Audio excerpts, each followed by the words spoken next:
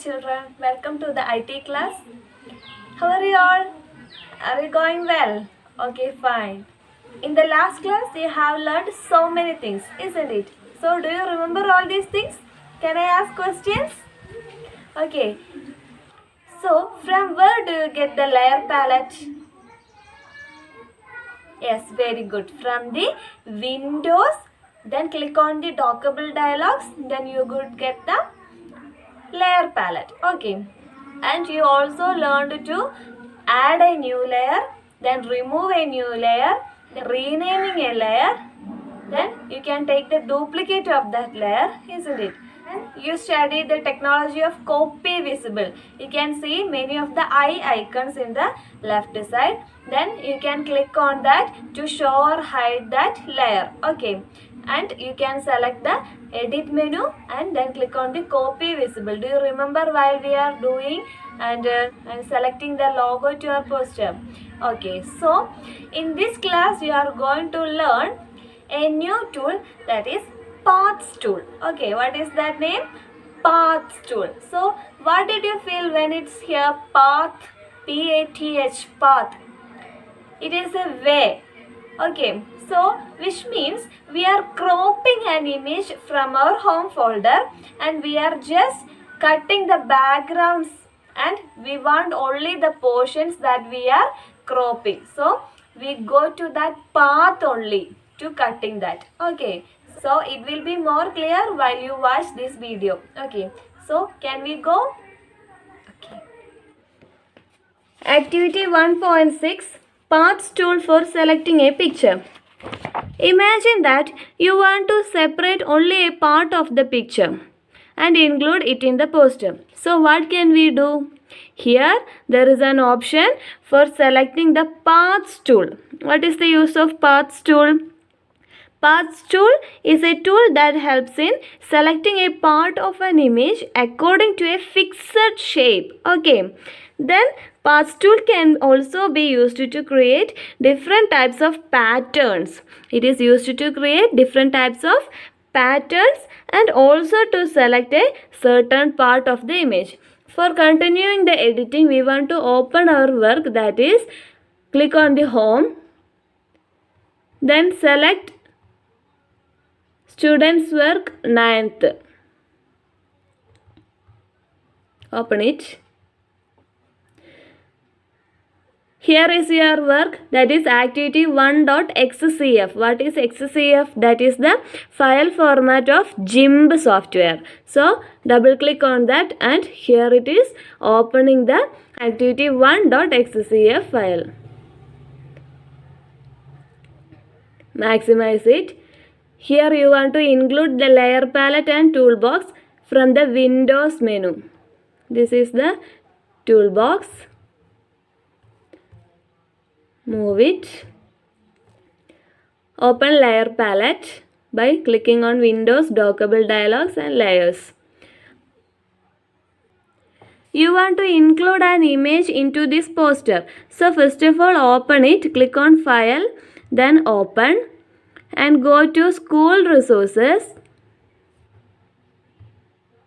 standard 9, click on images. From here you can select any image. Now I am selecting the picture childhand.jpg and click on the open button. Now it is opened. See my dear children, from this picture you want to crop the portions of this hand only, not these body parts. We want only the portions of this hand. So to crop this portion, crop this certain portion, you want to use the Paths tool. Okay, from the toolbox you can select the Paths tool. Can you see? This is the Paths tool. Click on that and you can click on the edges of the picture like this. Edges only. Okay. Can you see?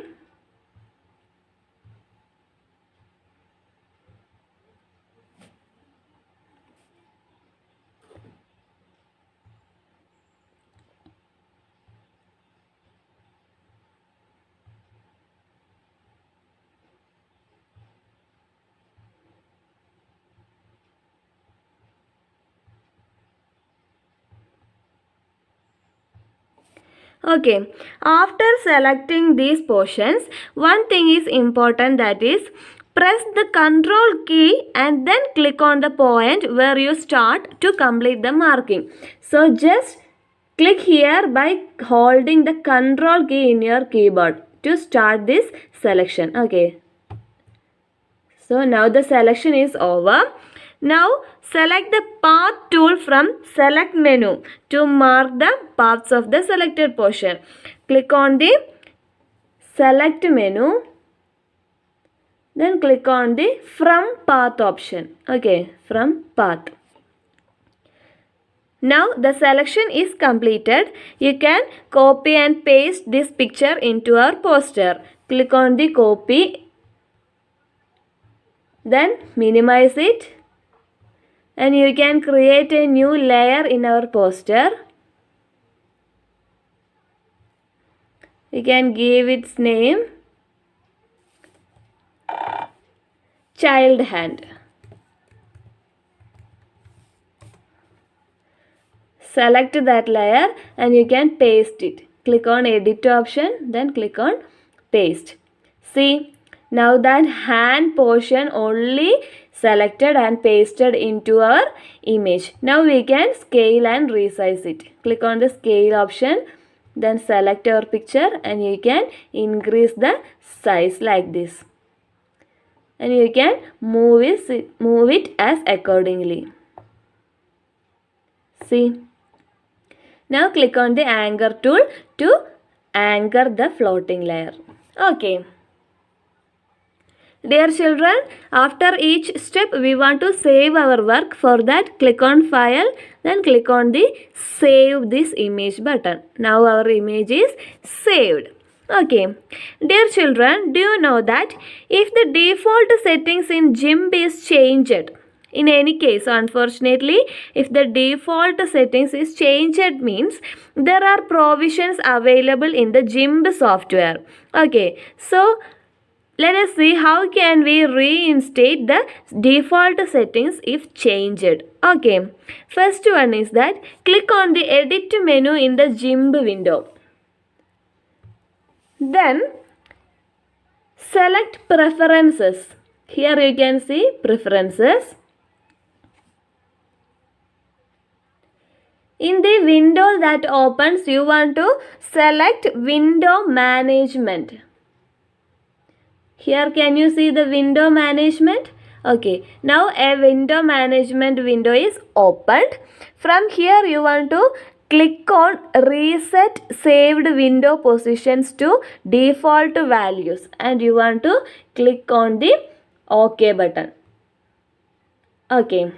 So your window setup will be reset to default values the next time you start the GIMP.